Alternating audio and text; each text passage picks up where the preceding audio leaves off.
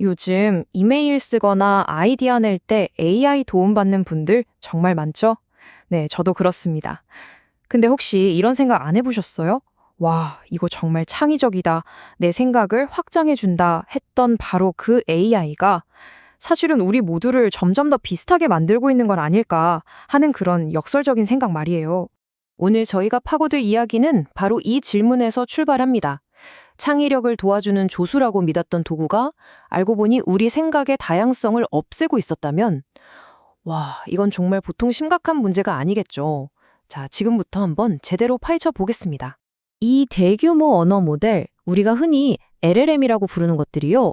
이게 딱 양날의 검 같아요. 한쪽을 보면 아이디어를 막 던져주고 글도 매끄럽게 다듬어주는 정말 최고의 파트너죠.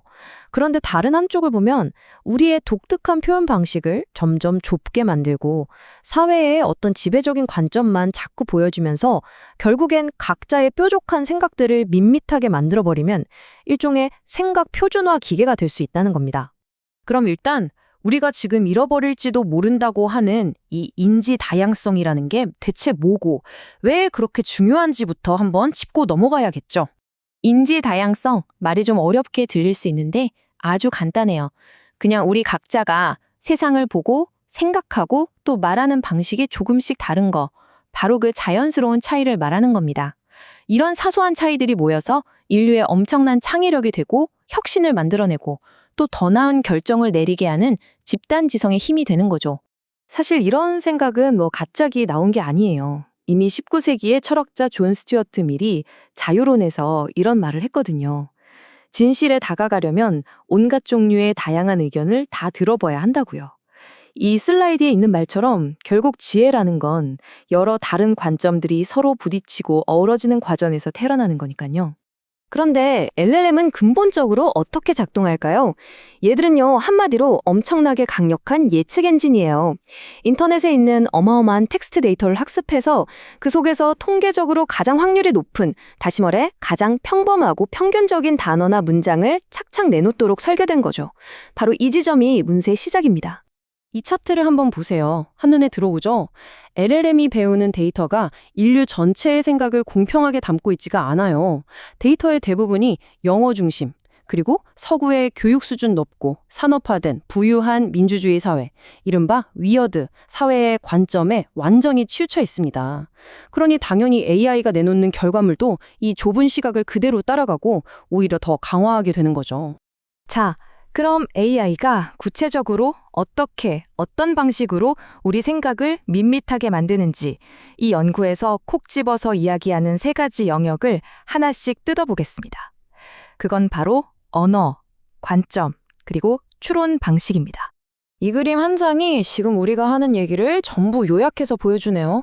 왼쪽을 보시면 사람들마다 정말 각양각색이죠. 쓰는 말도 다르고 관점도 다르고 생각하는 방식도 제각각이에요. 그런데 이 개성 넘치는 사람들이 똑같은 AI를 거치고 나면 어떻게 되나요? 오른쪽처럼 놀랄 만큼 비슷비슷하고 표준화된 결과물을 내놓게 됩니다. 결국엔 개성이 사라지고 가장 무난한 평균값만 남게 되는 거죠. 예를 한번 들어볼까요? 원래 어떤 사람은 이렇게 이모티콘도 쓰고 글자도 막 늘려 쓰면서 자기 기분을 아주 생생하게 표현했을 수 있어요. 지극히 개인적이고 딱 봐도 이 사람이 썼구나 싶은 그런 스타일이죠. 자, 그런데 이 문장을 AI한테 이거 좀 전문가처럼 다듬어줘 라고 요청하면 어떻게 될까요? 바로 이렇게 됩니다. 감정은 싹 사라지고 아주 표준적이고 격식 있는 문장으로 바뀌어버렸어요. 효율적일 순 있겠죠. 하지만 원래 글에 담겨있던 그 사람만의 느낌, 그 사람의 흔적은 온데간데 없이 사라졌습니다. 관점의 문제도 똑같습니다. 우리의 관점은 우리가 살아온 문화, 경험, 가치관에서 나오는 거잖아요. 근데 AI는 어떨까요? 가장 논란이 없을 만한, 가장 사회적으로 안전한 중간 지점으로 자꾸만 의견을 모으려는 경향이 있어요. 그리고 그 중간 지점이라는 게 결국 아까 말한 그 위어드 사회의 평균적인 관점인 경우가 많죠. 결국 다양한 목소리는 묻히고 마치 정답인 것처럼 보이는 하나의 목소리만 남게 되는 겁니다. 마지막으로 이 추론 방식의 표준화는 어쩌면 가장 알아차리기 어려워서 더 무서운 문제일 수 있습니다. AI는 보통 1단계, 2단계, 3단계 이렇게 차근차근 따져나가는 논리적인 방식을 선호하거든요. 그러다 보니 번뜩이는 직관이나 비유, 추상적인 생각 같은 인간 고유의 창의적인 생각들은 자꾸 뒤로 밀려나기 쉬워요.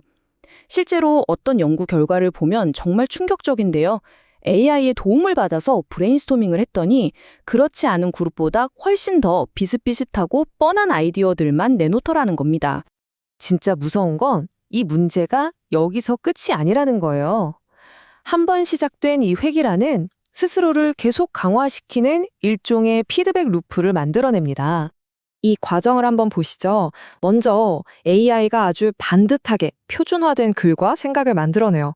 그럼 사람들은 편하니까 그 스타일을 점점 따라하게 됩니다.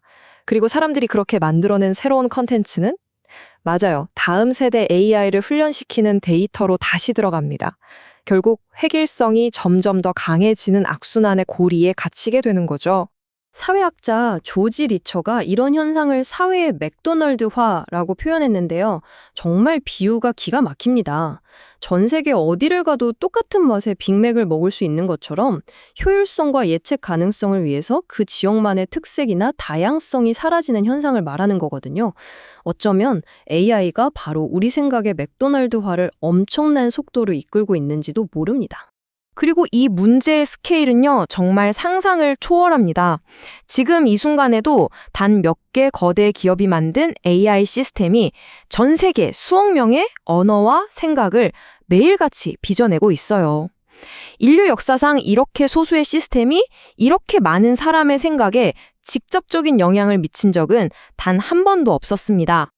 자, 그럼 우리는 앞으로 어떻게 해야 할까요? 이 자료는 무작정 비관만 할 게 아니라 비판적으로 이 상황을 인식해야 한다고 말하면서 우리에게 몇 가지 아주 중요한 질문을 던집니다.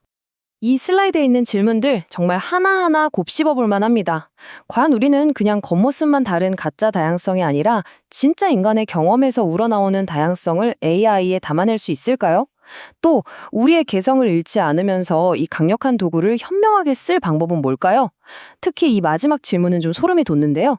만약 알츠하이머 초기 환자의 어눌한 말투나 반복적인 표현 같은 아주 중요한 의학적 신호들이 AI의 매끄럽게 다듬기 기능 때문에 그냥 사라져버린다면 우리는 그걸 알아챌 수나 있을까요? 그 책임은 누가 져야 할까요? 오늘 이야기의 마지막으로 여러분께 이 질문을 꼭 던지고 싶습니다.